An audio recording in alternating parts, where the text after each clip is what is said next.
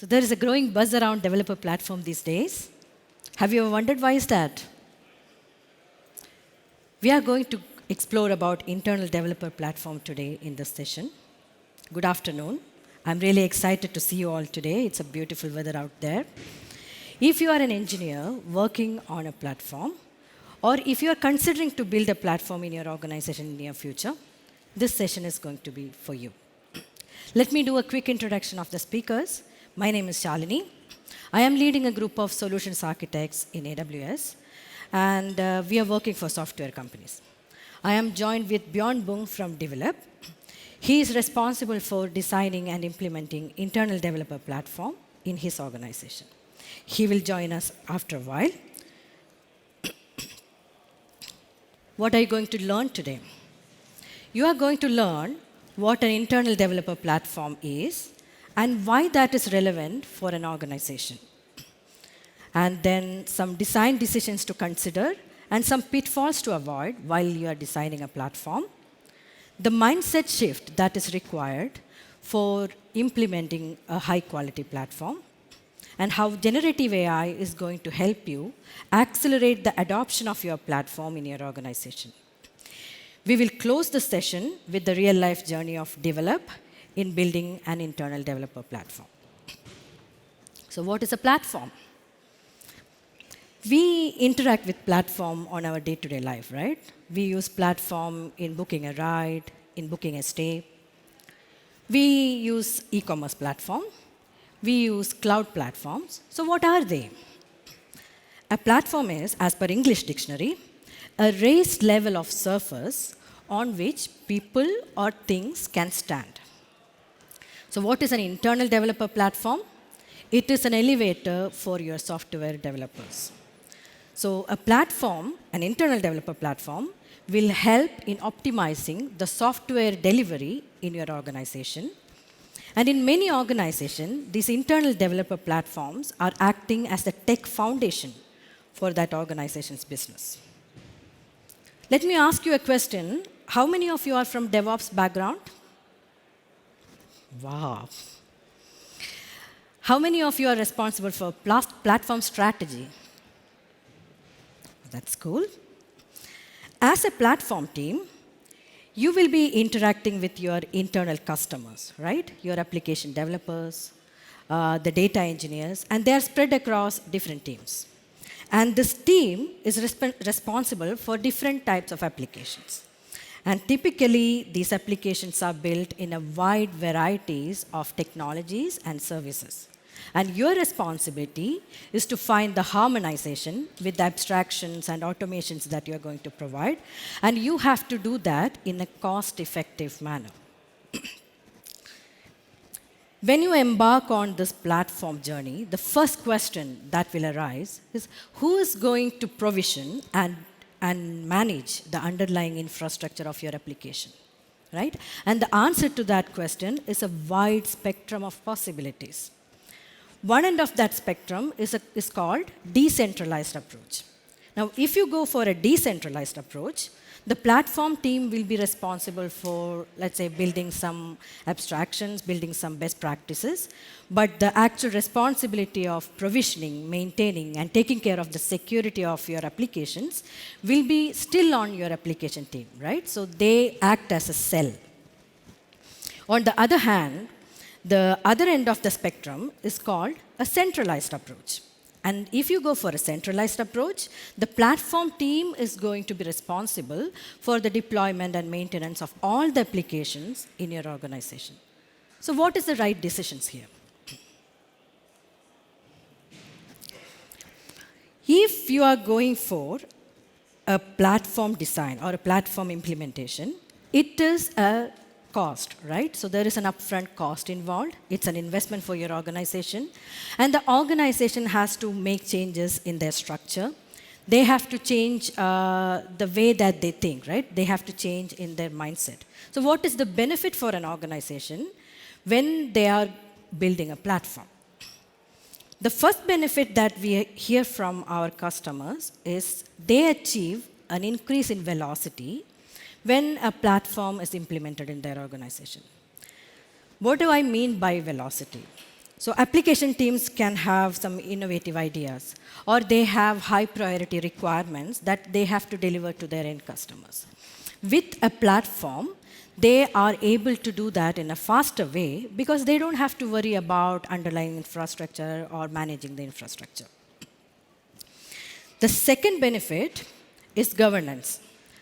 Through platform, organizations are able to achieve a certain level of standardization in dealing with the elitities, right? So there are best practices for security, there are best practices for compliances that you can create through your platform.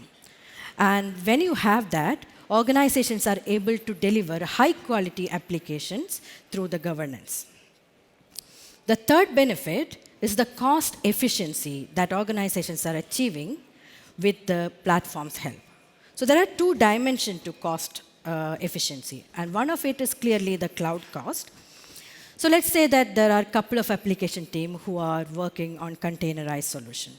So you can use the same underlying instance for deploying this when a platform is being used. So through this, you can achieve cost efficiency in your cloud management.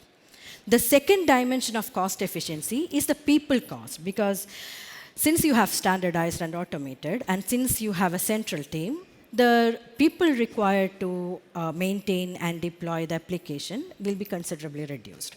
So there is a cost efficiency from a people point of view as well. Organizations are also achieving a continuous improvement through the platform.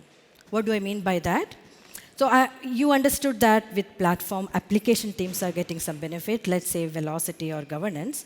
But on the other hand, with the help of application team, from the feedback of them, and also from the requirements that application team is giving to the platform is also improving regularly. So this is a flywheel effect which platform team and application teams are experiencing, and that actually helps delivering high quality platform and high quality application.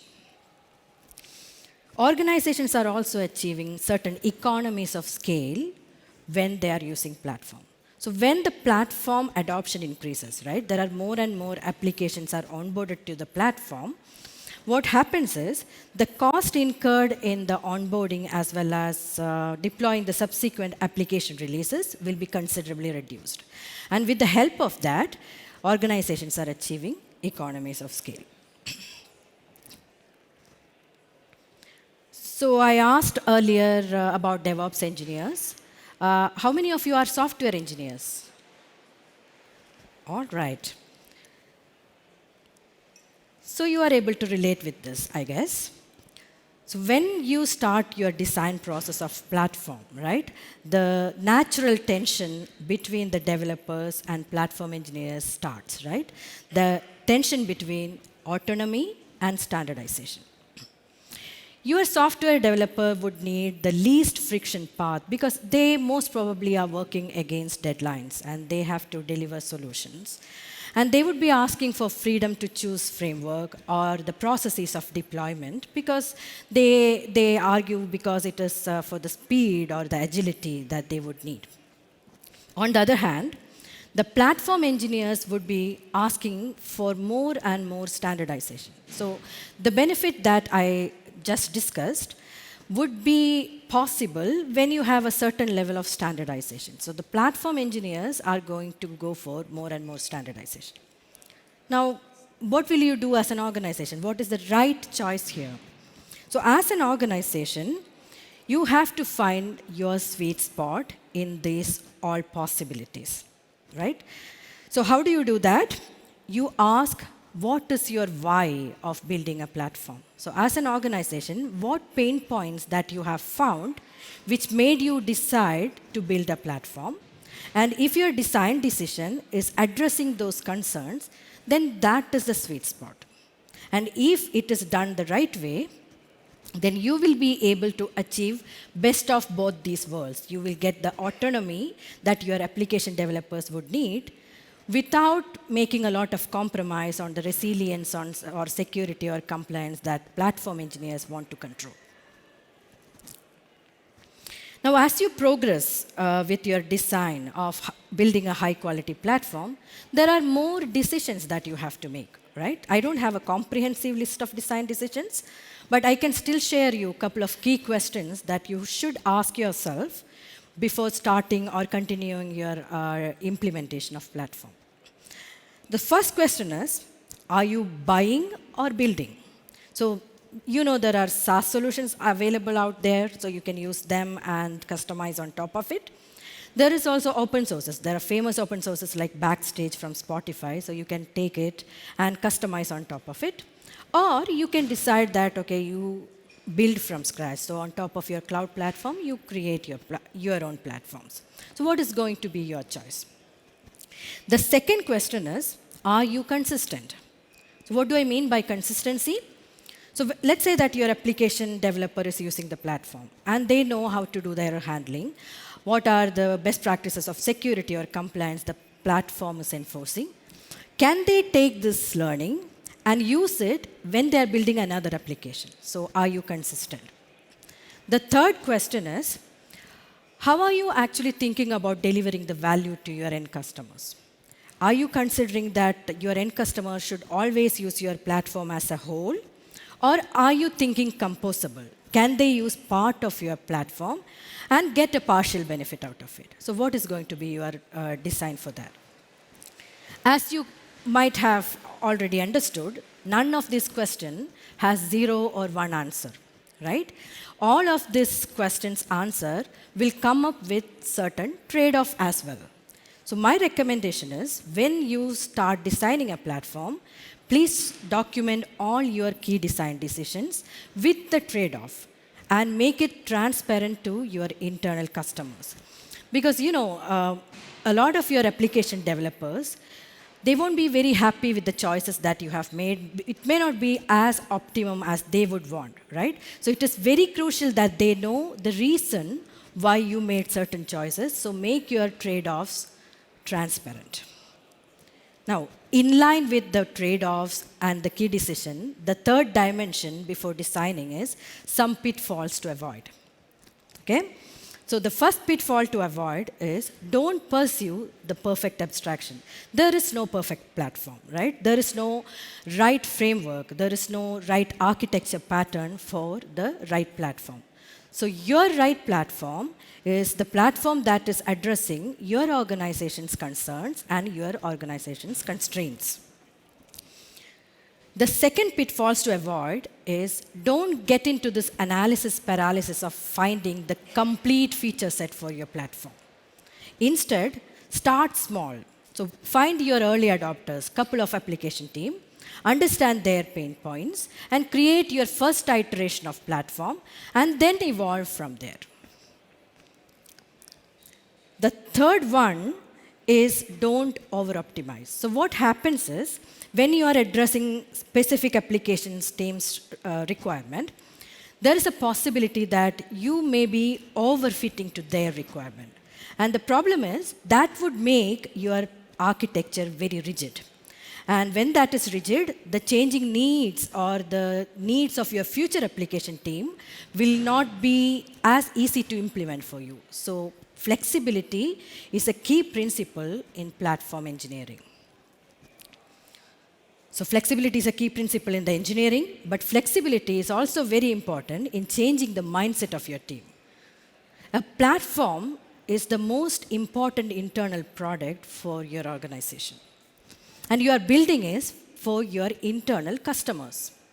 So when you are creating your platform team, this team should start thinking like a product organization. The first change that you have to bring in is work backwards from your customers. The application teams are developing this solution for what? To support your organization's business. So the first thing as a platform team that you should understand is, what is your organization's business? What are the peculiarities? What are the business processes? So that is the first understanding that is required for a platform team. Then start understanding your developers. So your developers might be using different architecture patterns, right? So how modular your platform is going to be, and how are you going to harmonize and support all these patterns that your developers are using? What are the interfaces your developers are regularly interacting with? What is their struggle with configuration? Are they in the config hell, right? Can you help as a platform to get them out of it? What are the data and dependencies that you have in your organization? Do you have shared databases? Do you have shared assets or libraries? How are you going to address it in your platform? How are you going to automate the software delivery? What are the elements in your CI/CD pipeline? What kind of automated testing that you are going to offer? And also, what are the security automation scanning that you are offering? So on and so forth. Last but not least, simple developer experience. So make sure that you are able to give your developers the templates that will make it easy their day-to-day life. Okay? Now, I would like to focus on the last point, which is documentation. For a platform to succeed, you need to have a complete, simple documentation, because your developers should understand what you are offering and they should be able to use it without your help. Because typically what happens is the platform engineers becomes a bottleneck. If you don't have the right kind of documentation and an easy documentation, your developers won't be able to do the self-service. So every time they will be stuck somewhere, and the platform engineers would have to help them to proceed, right? To make sure that your documentation is simple and easy to conceive. The second change is platform as a service. So adopt a service mindset. In the center of this concentric circle, I mentioned build the right thing, meaning build the right kind of automation, the right kind of abstraction, which you will be finding as part of your architecture. But the point I try to make here is that's not enough. Because for your platform to be adopted by your developers, you have to think beyond building the right thing. You have to think what are the experience that you can offer to your customers, that is your software developers. Now, when I talk about experience, for example, are you making it easy for them to onboard as well as offboard, right? And are you giving them some kind of community where they can interact with other application developers who are using platform and exchange ideas? Is it easy for them to reach out to you or give you feedback or ask for new requirements?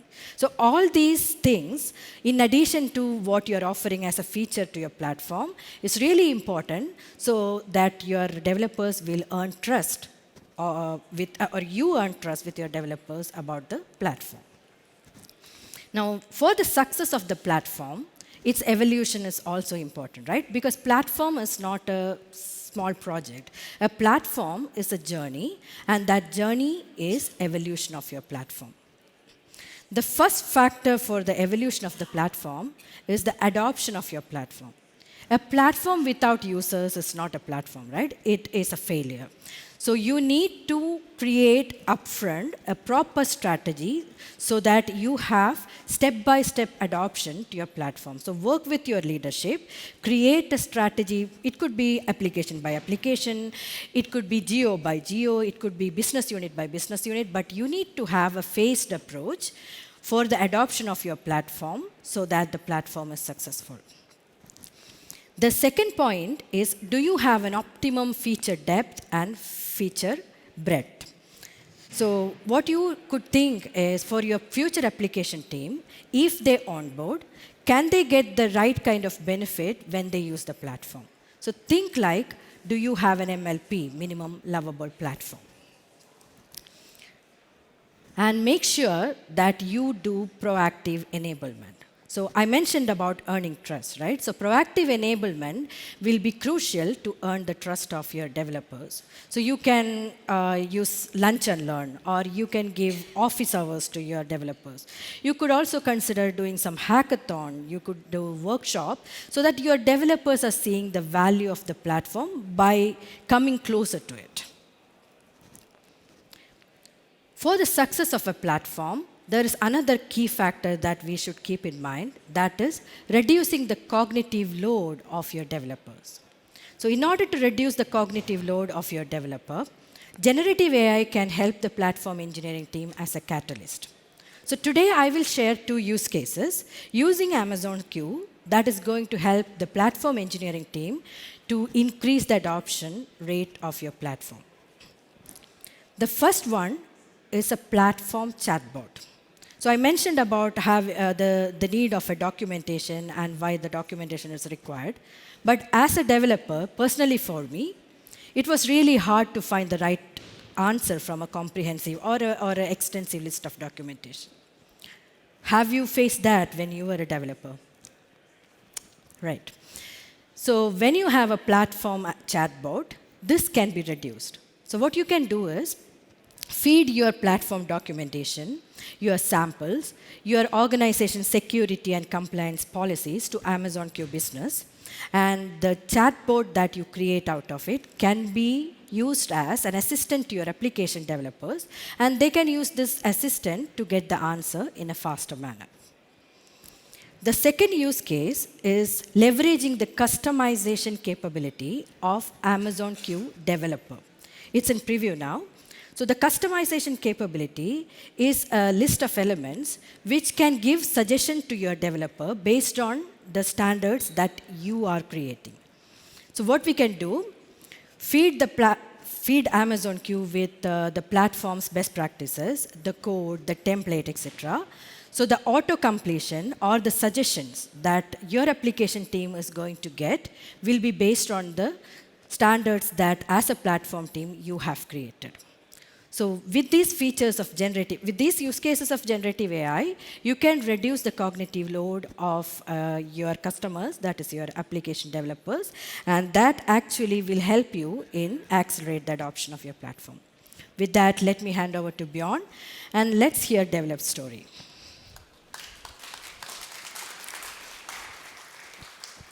Thank you, Shalini. Most of the things Shalini just said, we learned during our journey at d.velop.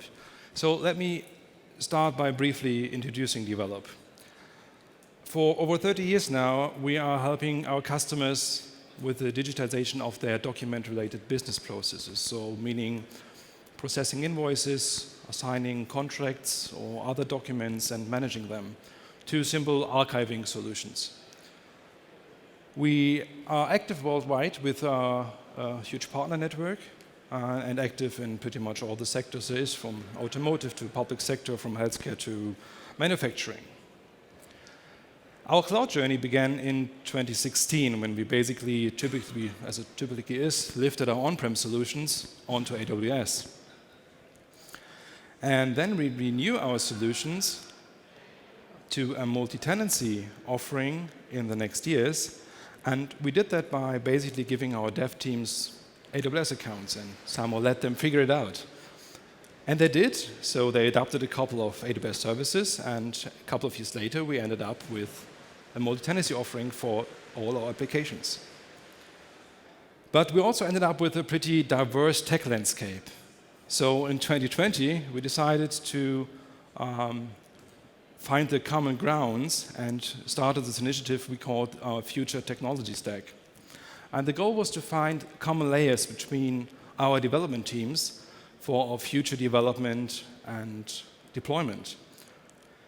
At that time, I was a full-stack developer, DevOps, SecOps, something engineer, and I was also responsible for the infrastructure and the deployment of the product. And together with a colleague, I was asked to kind of do the first implementation of that golden path, which then ended up to be our internal developer platform. So we started by asking our development teams what they expect from us, what they need. And the most common answer was, we need something that just works, right? Easy. They didn't want to care about the underlying infrastructure anymore. So over the years, they built up Terraform modules and a lot of resources, and they were pretty hard to keep up. And the second thing, they already had their independence with their AWS accounts. They had security boundaries, sure, but whenever they needed a new resource, they can go to their Terraform modules and add that and just provision it into their accounts. So we had to keep that self-service capabilities. And from my personal point of view, I didn't want to be called in the middle of the night when something is broken, so we would really aim to have a high level of self-service capabilities in the platform. And the last thing that's really an important goal for us, because we're building now this more centralized version that is the foundation of all our software products, so we really had to make sure our security principles and the governance is in place. We would not like to compromise one of our internal slogans, which is built on trust. So we started by building that abstraction layer between the developers and the underlying infrastructure, meaning, for example, AWS, but also on-prem deployments or my local dev machine. At the time, we got a bit lucky because a team was just starting a new product on a green field, so we were kind of thrown into that team, and whenever they needed a new feature, we can simply add it to the platform. We discussed with the developer and can add it to the platform. From our future technology stack team, it was clear that we will use Docker as our deployment artifact, so it was kind of obvious to use Kubernetes as a base layer for our deployments for our platform. And then when we showed that Kubernetes platform to the development teams, they pretty early said, oh, Terraform looks a bit like Terraform. Your Kubernetes resources, a little bit deformed. You have to learn Kubernetes now. So we went back and added a simpler abstraction layer on top of that, which I will show you in a second. It's a simple YAML file. By that time, we were just 2 people, so we didn't have enough resources to think about the user interface or developer portal or something. So we started by picking the developers up where they are. So every developer knows Git, so we started adopting GitOps as our deployment model. And GitOps works in the way that there's a tool running that is monitoring a Git repository where your desired state is described in a YAML file in our case. And it runs in an its loop and tries to make the desired state into an actual state onto the platform. And whenever a developer just commits and pushes to that repository, that gets picked up and applied to the platform as soon as possible.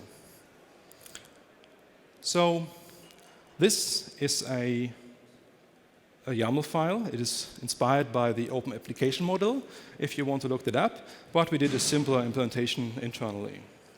So when a team wants to have an application running on the platform, they simply commit a file like this. They specify a name and their application as Docker image. And they will get the default features the platform and mostly Kubernetes is offering, like rolling updates, health check, self-repair capabilities, metrics logging, and also encryption and all good stuff we have on the platform. When they want a public address, so make their application publicly available, they simply add a trait here in line 10. And this will give them a public address for them to use for their customers.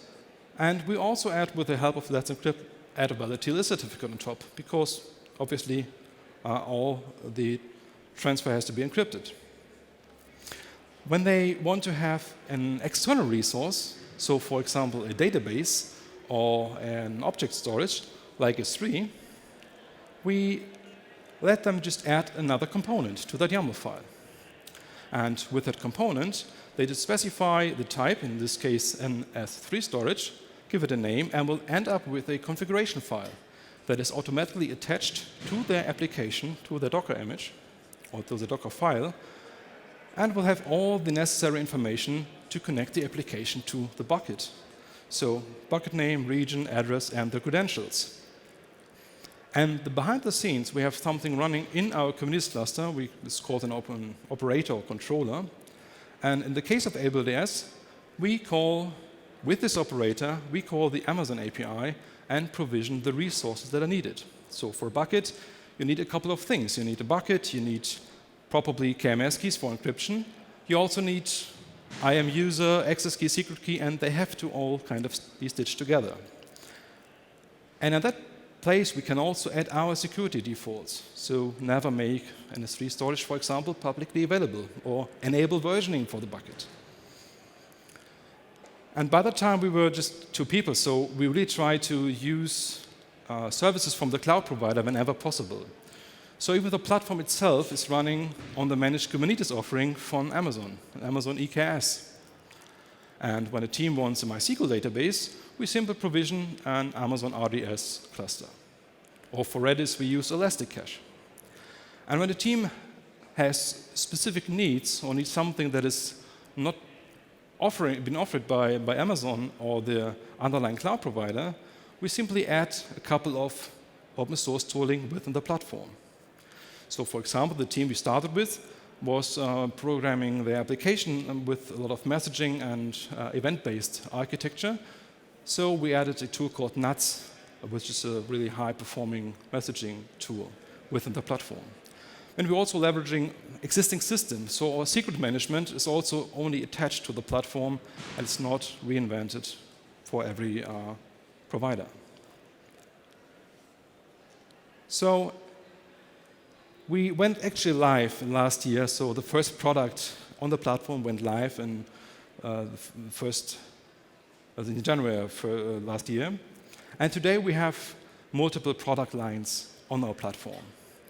And every team in the company had at least done one proof of concept on the platform, and we're really getting constant positive feedback from the teams. And now the plan is to have every team on the platform, every product on the platform within this or the next year. So no pressure on the team. So on my last slide, I kind of brought what I think were our success factors. So when you are on the journey of developing a developer platform, I would really encourage you to think as a platform as a product. Think of it as something you have to sell and another person has to buy. Right? Leave them the freedom to opt out or make the offering so awesome that they cannot reject this offer. The second thing, I would say, especially when you start with a small team, so we were just 2 people, you have to focus on the daily task a developer has to do. It's not important to have a really great onboarding process because it is normally done just once in a lifetime of a team or product, right? So focus on the daily task, for example, like updating the software. It's done multiple times a month, a week, maybe on a daily basis, or maybe multiple times a day. So focus on that things that the developers at your companies are doing a lot and make that awesome first. So we got a bit lucky because our management understood that when we build a foundation that is under all our products, sometimes it takes time to do or make the right decisions. So we got that. We got time to swap out parts of the platform that were not fitting right. But whenever we went in the situation where we kind of felt ourselves under time pressure, we asked ourselves a simple question. Is that decision now something written into stone, or can we swap it out later? And maybe we went for the first thing that we had set up or tested, and then swapped it out later. And that really helped us to build a foundation, a platform that is stable and reliable. And the next thing, I was in the beginning not really thinking that would be a big success, but we made everything from the platform, so starting from the scripts, from Terraform, from all our code we wrote, as internal open source. And from the beginning, we started to encourage our developers to just contribute. So when they're missing something, they have the access to the source code and can look it up and maybe contribute into a pull request or merge request. And that went really well. So some teams just added a couple of lines in documentation, fixed a typo. Other teams added features to our YAML. One team even did a Redis installation in the cluster because we're not ready with that feature yet. We now have that feature, so they are now using our Redis solution, but this Redis solution they built can be used on our local development where we don't have AWS in the background. So it kind of feels like working more together. And to end here, the burden or the cognitive load you take from your development teams will end up somewhere. I can guarantee that. And most certainly, it will be the platform team. So we try to keep everything as simple as possible all the way and try to throw things out when they're not used, try to make scripts easier. Sometimes we even have duplicated code, right? Because it's easier to not fully optimize it. So, and if you wonder what that image on the slide here is, that is one of our developer notebooks. So internally, we call our platform the d.velop developer platform. And because that is kind of hard to say out loud, we shorten it by DD for DDP. And one team that was onboarded on the platform came up with these heart-shaped letters of the platform, and they even printed stickers, and they're now seen through all the offices on the notebooks. So if that is not the greatest appreciation you can get from your customers, I really don't know what is. So I'm really grateful to continue that journey with the platform at d.velop, and I will give it back to Shalini. Thank you.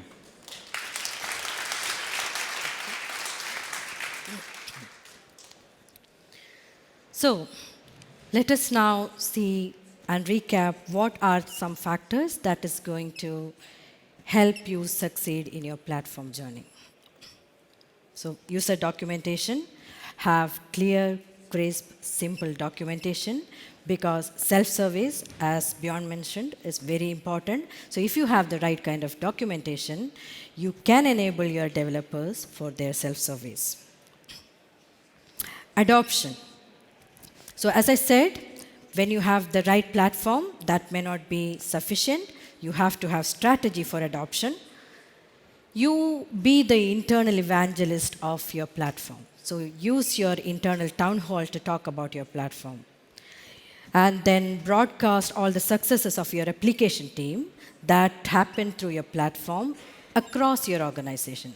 Also, share the launches, celebrate the launches that you are making across your organization so that your developers knows about the platform and they understand the benefit of the platform. Platform as a service. So always keep in mind that if the experience is really good, that will help voluntary onboarding of the applications. We know that Spotify achieved 99%, so that is our North Star, right? So voluntary onboarding is always better than forcing your team to onboard on the platform. Customer feedback. Create a mechanism to receive the feedback from your application team. But keep in mind that your application team will have a very opinionated feedback because they haven't done their own research of what are the possibilities, right? So they will give you feedback on a certain way, but it may not be the right way to go. But still, when your customer is giving you a feedback, that is giving you an indication that there are pain points. So you continue your conversation with this application team, and you continue your analysis and come up with the right kind of solution that you can implement in your platform. With that, we are concluding today's session. Behind this room, we will be waiting for a couple of minutes. If you have any question, you can reach out to us. If not, you can also reach out to us offline. Enjoy the rest of the summit. Thank you very much once again. See you in Hamburg next year. Thank you.